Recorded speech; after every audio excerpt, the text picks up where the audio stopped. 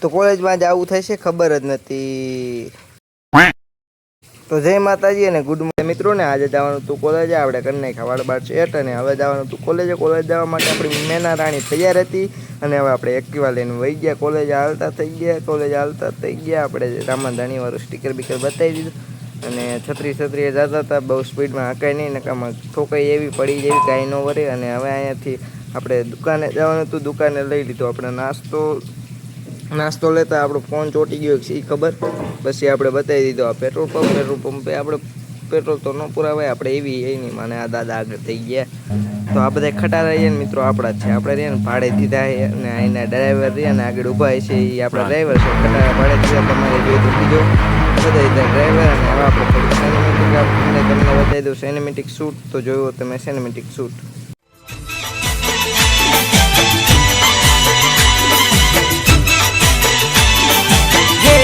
તા તો પહોંચી ગયા આપણે ફાટક બંધ થઈ પહેલાં આપણે એક કહેવાય અહીંયા પુગાડી દેવી ને કે આપણને ગાડી બાડી ઉડાડી દઈએ. દાદા જતા હતા સાયકલ લઈને, પણ દાદા એક આમતા સાયકલમાં બેવાની તૈયારી કરે. તા તો ગાડી આવી જાય એવું મને લાગતું હતું. ગાડી અહીંયા પૂગી નહીં. અને હવે આપણે કોલેજ અહીંયાથી વરવાનું હતું વાક, એટલે આપણે પહેલાં ઊભી રાખી દીધી અને પછી આપણે હરવે વાર દીધો વાક અને પૂગી ગયા આપણે કોલેજમાં.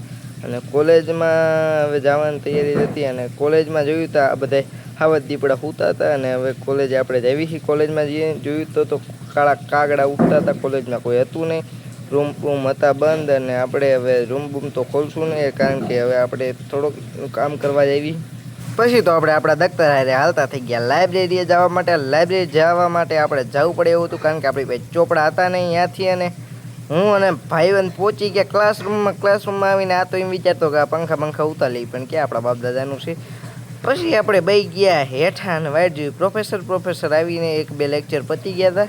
અને હવે આપણે પાછળ લાઇબ્રેરીમાં આવતા રહ્યા. અને અહીંયા જો આપણે કરી નાખ્યા 2-3 લેક્ચર જોઈ નાખ્યા યુટ્યુબમાંથી. અને ઓલા પણ બે ભાઈબંધ બેઠા હતા અને આપણે ગણિતનું સોલ્વ કરતા હતા. અને પછી આપણે જવાનું હતું ઘરે. આપણે પાછા પહોંચી ગયા કારખાને. અને આજનો વ્લોગ અહીંયા સમાપ્ત કરવી છે. આ વ્લોગ ગમ્યો હોય તો લાઈક કરો, ફોલો કરો અને જય માતાજી બધાને. બાય.